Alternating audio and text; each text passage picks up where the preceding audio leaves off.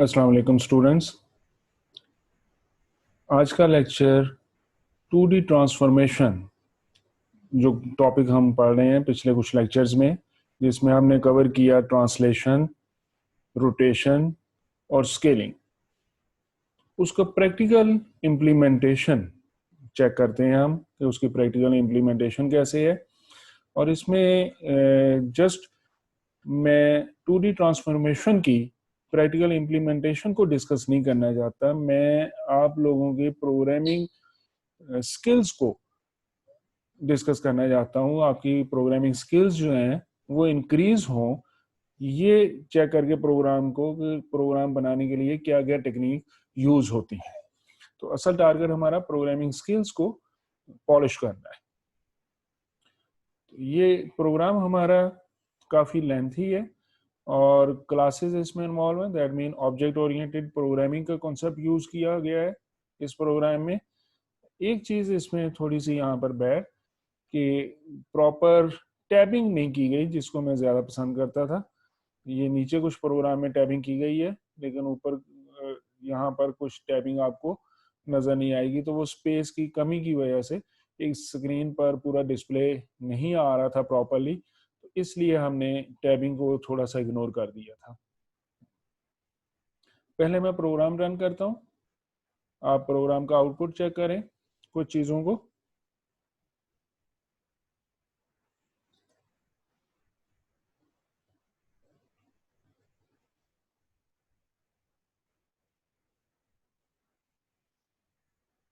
जी,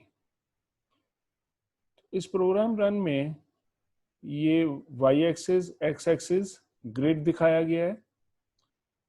background को yellow किया गया था मल्टीमीडिया पर प्रॉपरली डिस्प्ले होने के लिए। जब क्लासरूम में मल्टीमीडिया की मदद से पढ़ाया जाता है, वो ज़रूरी नहीं था अगरचे। तो ये X axis Y axis grid दिखाया गया और ये एक ऑब्जेक्ट दिखाया गया है, जिस ऑब्जेक्ट को हम 2D ट्रांसफॉर्मेशन में यूज़ करेंगे स्केलिंग, ट्रांसलेशन और रोटेशन मुख्तलिफ चीज़ों के लिए।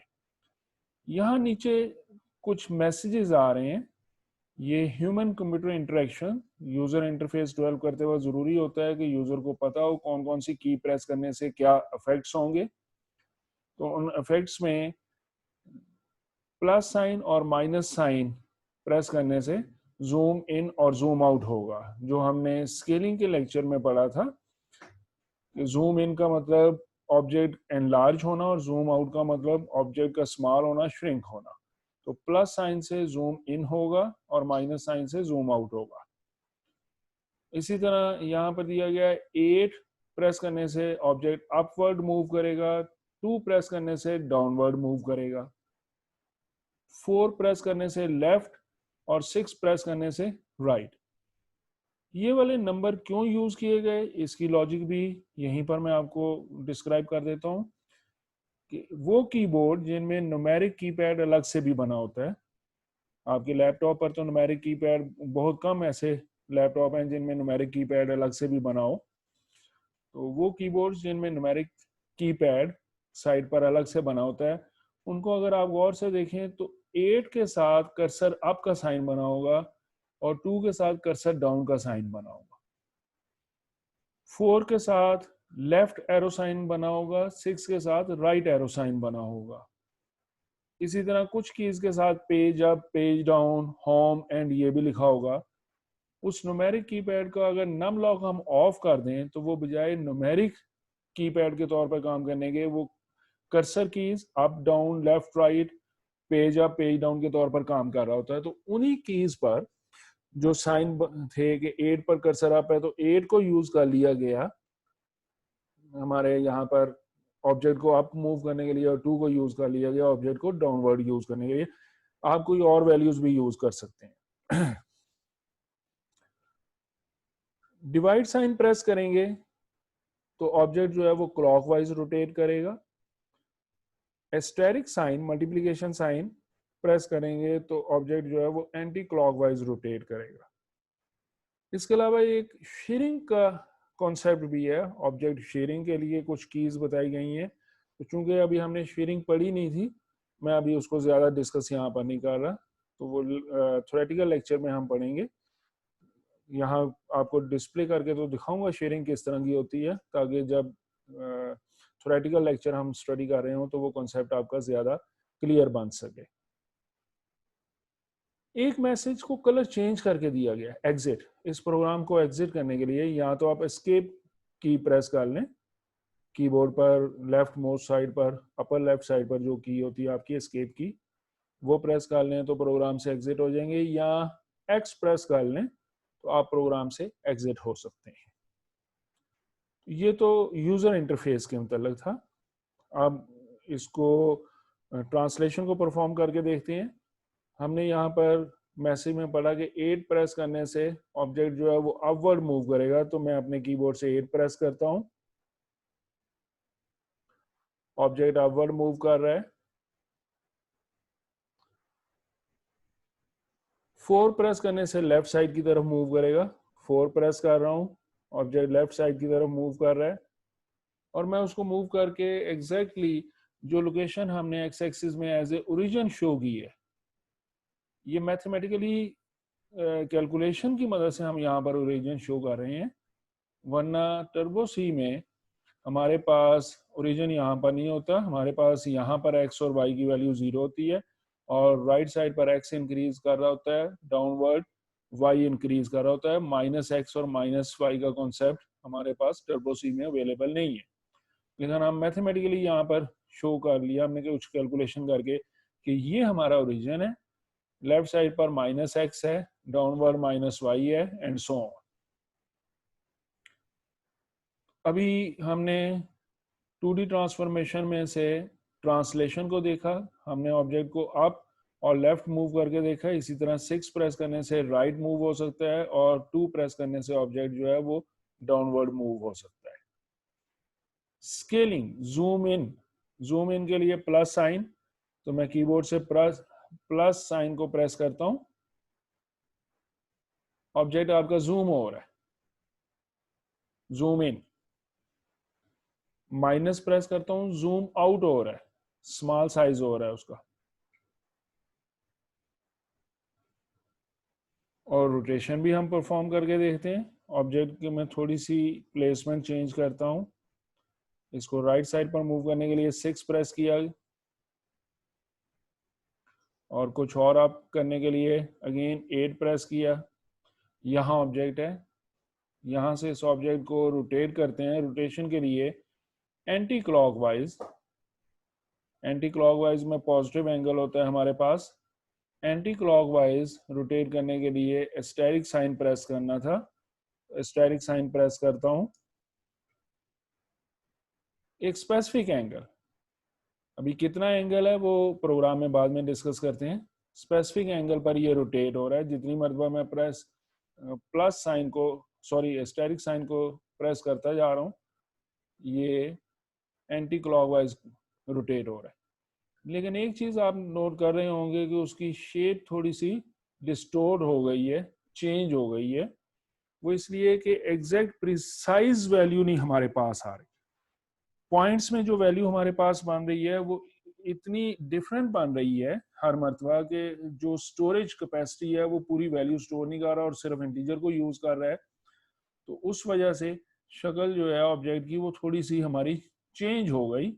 इसको कैसे कवर अप किया जाए कि हमारे ऑब्जेक्ट की जो शेप है वो डिस्टर्ब ना हो, वो किसी और प्रोग्राम में हम बाद में डिस्कस करेंगे। अभी चूंकि ऑब्जेक्ट हमारा डिस्टोर्ड हो गया है, उसकी शेप खराब हो गई है, तो मैं एग्जिट करता हूं और फिर प्रोग्रामिंग के कुछ कॉन्सेप्ट आज के लेक्चर में कवर करते हैं, कुछ बाद नेक्स्ट लेक्चर में हम कवर करेंगे। तो प्रोग्राम रन मोड से एग्जिट करने के लिए या एस्केप प्रेस करना था या एक्स प्रेस होना था, इन दो में से कोई एक। तो मैं यहाँ पर एस्केप प्रेस करता हूँ। रन टाइम से हम प्रोग्राम से वापस आ गए हैं, कोड हमारे सामने है। स्टार्ट में वही चीजें दी हुई हैं, कुछ हेडर फाइल्स इंक्लूड करना जो जरूरी होती हैं हमारे पास, वो हैं ये नंबर साइन के साथ, इसको प्री प्रोसेसर साइन बोलते हैं। इंक्लूड की कमांड थी हेडर फाइल इंक्लूड करने के लिए, और डिफाइन की कमांड होती है कुछ मैक्रोज को डिफाइन करने के लिए, या आप कह लें सिंबॉलिक कांस्टेंट। तो कुछ कांस्टेंट डिफाइन किए गए, वेरिएबल्स नहीं बनाए गए हैं। वेरिएबल्स रैम में स्पेस लेते हैं, वेरिएबल्स नहीं बनाए गए, लेकिन ये सिंबॉलिक कांस्टेंट इस्तेमाल हुए हैं कि जहां पर हम टी फैक्ट यूज कर रहे हैं। टी फैक्ट हम पढ़ेंगे ट्रांसलेशन फैक्टर, तो उसकी वैल्यू हमने 10 रख दी गई। तो ट्रांसलेशन फैक्टर अगर आपको याद हो, हम जब ट्रांसलेशन कह रहे थे तो हमने कहा था टी एक्स ट्रांसलेशन होती है कि how much translation along X axis. T x की वैल्यू पॉजिटिव ले लें तो वो पॉजिटिव एक्सिस में होगा, माइनस ले लें तो लेफ्ट साइड पर होगा। टी वाई हमने कहा था translation value along Y axis, positive लेंगे तो ये अपवर्ड होगा, नेगेटिव लेंगे तो डाउनवर्ड होगा। तो उसने एक वैल्यू फिक्स कर दी है सबके लिए, टी एक्स और टी वाई दोनों के लिए, और कैसे इसको यूज करते हैं लेफ्ट और राइट के लिए, अप और डाउन के लिए, वो प्रोग्राम में देखते हैं। उसके लिए उसने एक स्केल फिक्स कर दिया कि ये 10 पिक्सल मूव करेगा। ट्रांसलेशन जो होगी, लेफ्ट हो, राइट हो, अप हो, डाउन हो, ये 10 पिक्सल ट्रांसलेशन हमारे ऑब्जेक्ट की होगी।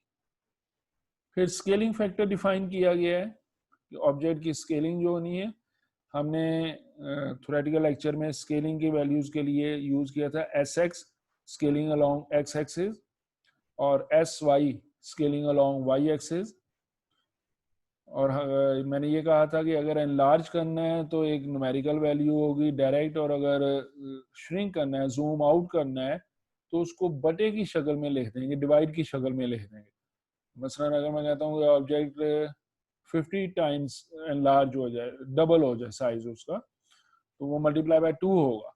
और अगर मैं कहता हूँ कि वो हाफ साइज में हो जाए तो उसको स्केलिंग फैक्टर जो है 1/2 कर देंगे।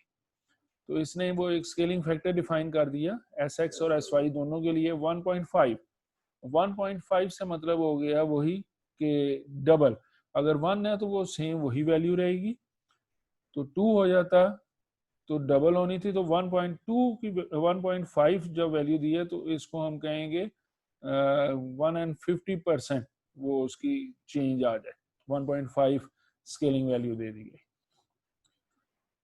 रोटेशन फैक्टर, जिसको हमने रोटेशन में कहा था कि एंगल दिया गया होगा थीटा, और हमने वो इक्वेशंस पढ़ी थी, एक्स डैश हमारा होता है X cos theta minus Y sine theta. वो थीटे की वैल्यू जो है वो पढ़ते वक्त हमने डिग्रीज में पढ़ी थी। ज्यादातर हम रोटेशन जो है वो डिग्रीज में पढ़े होते हैं, लेकिन टर्बो सी में rotation sine x cos x, sine cos और टेन के जो फंक्शंस हैं वो डिग्री को सपोर्ट नहीं करते, बल्कि वो रेडियंस को सपोर्ट करते हैं। तो यहाँ पर जो वैल्यू दी गई है 0.15, ये रेडियंस में है कि रोटेशन का एंगल दिया गया 0.15 रेडियंस। तो 0.15 रेडियंस जो होते हैं वो 8.6 डिग्री अप्रोक्सीमेटली इसके बराबर होते हैं। तो दैट मीन हम जो रोटेशन कर रहे हैं वो 8.6 है rotation. S H factor, sharing factor, ये कमेंट्स में दिया भी गया है, शेयरिंग फैक्टर है 0.9। हमारा जो ऑब्जेक्ट ड्रा हुआ था उसके टोटल पॉइंट्स कितने हैं, कितने पॉइंट्स के मिलने से वो ऑब्जेक्ट बना था, वो 9 पॉइंट्स के मिलने से बन रहा है। 1 2 3 4 5 6 7 8 एंड 9 पॉइंट्स के मिलने से बन रहा है। तो यहाँ पर एक वैल्यू ले ली गई points, 9 points, number of points of the object. Class define की गई है, क्लास का नाम ट्रांसफॉर्म रख दिया गया है। क्लास के अंदर बहुत सारी चीजें यहाँ पर डिस्कस की हैं।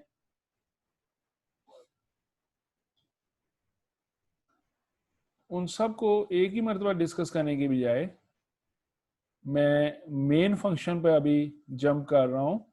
मेन फंक्शन में क्या दिया गया है, मेन फंक्शन में ट्रांसफॉर्म क्लास का एक ऑब्जेक्ट क्रिएट किया जा रहा है, एक पॉइंटर यहाँ पर दिया गया, पॉइंटर ऑब्जेक्ट, और न्यू की मदद से ऑब्जेक्ट क्रिएट किया गया है।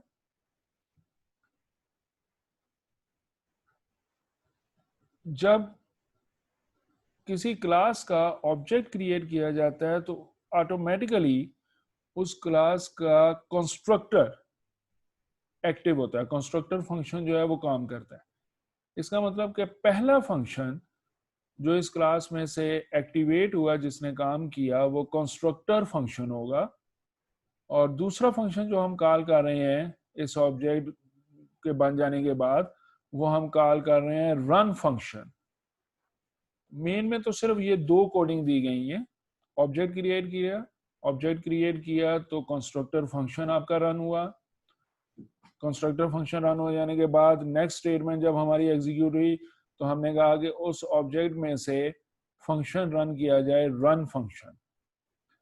ये दो फंक्शन बेसिकली हैं जिनको पहले हम समझेंगे किस तरह काम कर रहे हैं, और उसके बाद हम देखेंगे कि translation function, rotation function, scaling function को किस तरह डिफाइन किया गया है। तो फर्स्टली मैं चेक करता हूं, ये रन फंक्शन आपको नजर आ गया, यहां पर ये रन फंक्शन दिया गया है। चेक करते हैं कि इसका कंस्ट्रक्टर क्या है। स्केल बी, स्केलिंग फंक्शन है, कंस्ट्रक्टर शायद रन फंक्शन के बाद है। ये कंस्ट्रक्टर की बेसिक एक पहचान ये होती है कि कंस्ट्रक्टर उसी नाम से होता है जिस नाम से आपकी क्लास थी, और उसकी रिटर्न टाइप कोई नहीं होती। तो ये ट्रांसफॉर्म नाम का जो फंक्शन है, दैट मीन ये कंस्ट्रक्टर है।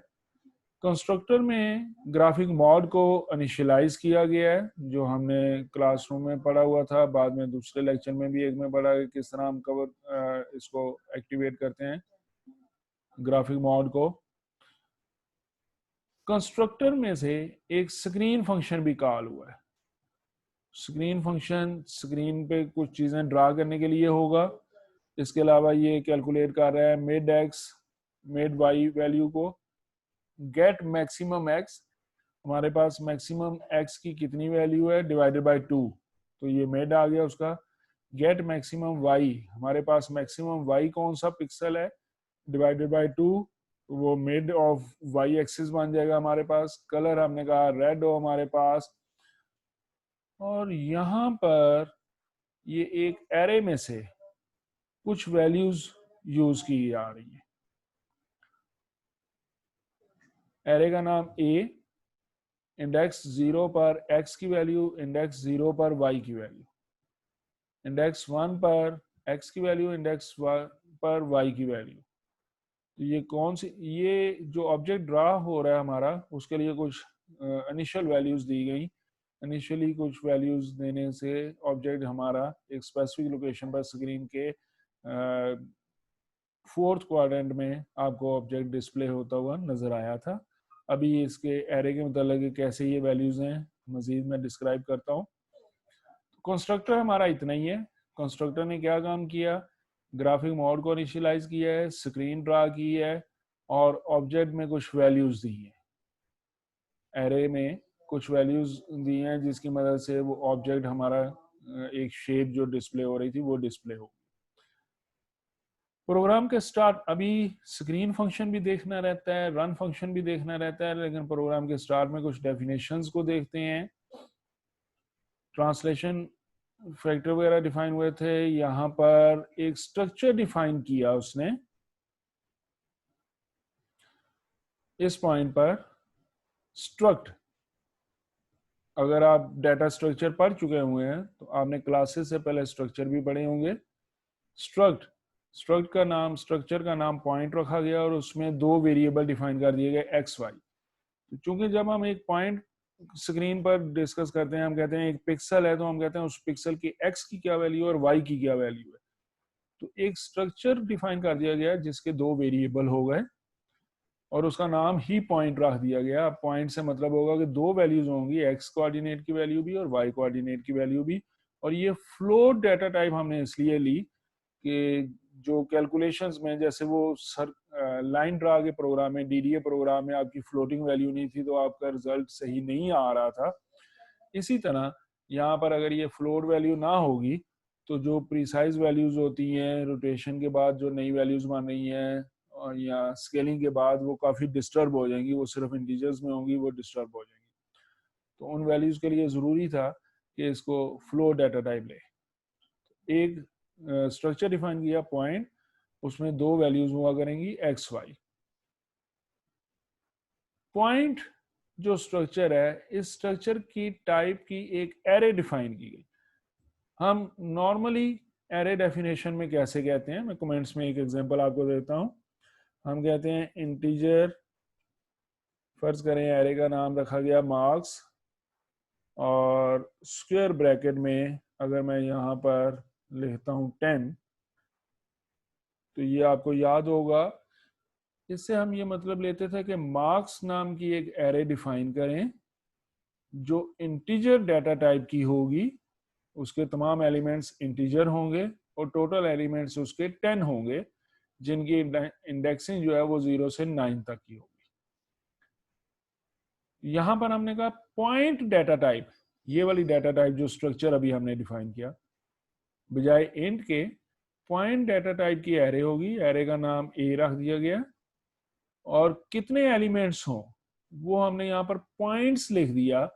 आपको अगर याद हो, अभी हमने डिस्कस किया कि पॉइंट्स को यहाँ पर डिफाइन किया गया था, ये डिफाइन पॉइंट्स 9, तो ये एलिमेंट्स हमने डिफाइन किए 9, उसकी इंडेक्सिंग हमारी चलनी है 0 से लेकर 8 तक।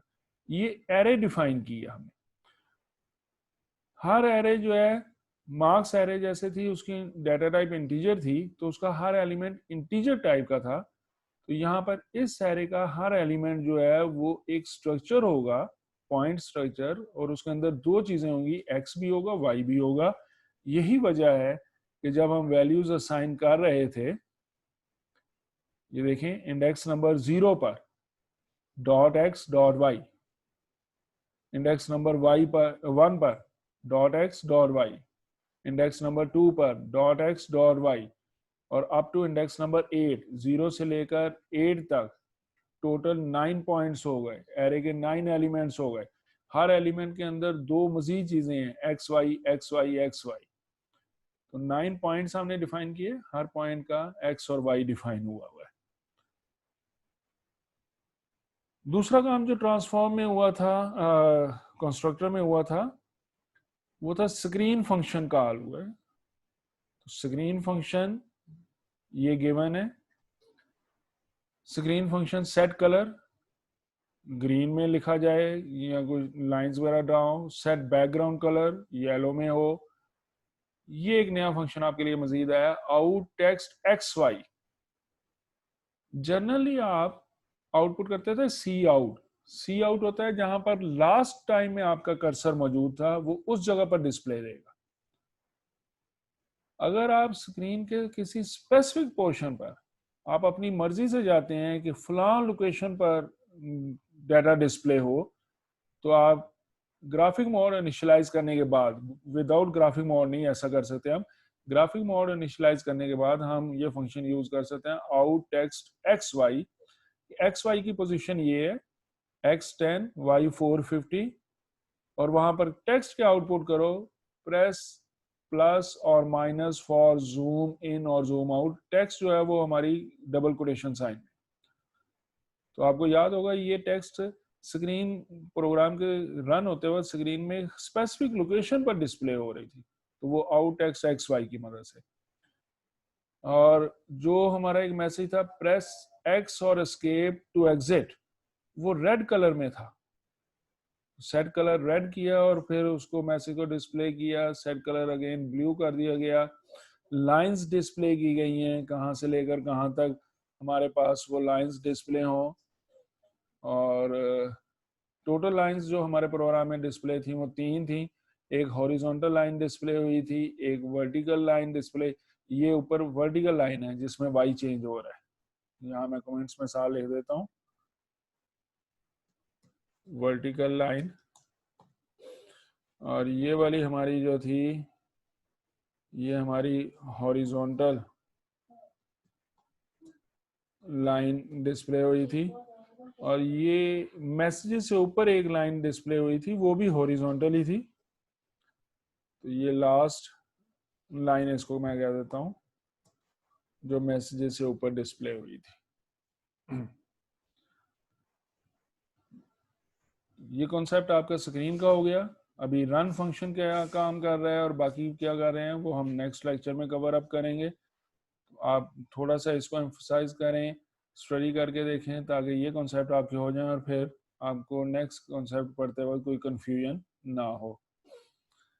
तो यहाँ पर हम अपने लेक्चर को स्टॉप करते हैं। स्टूडेंट्स, आपका बहुत बहुत शुक्रिया।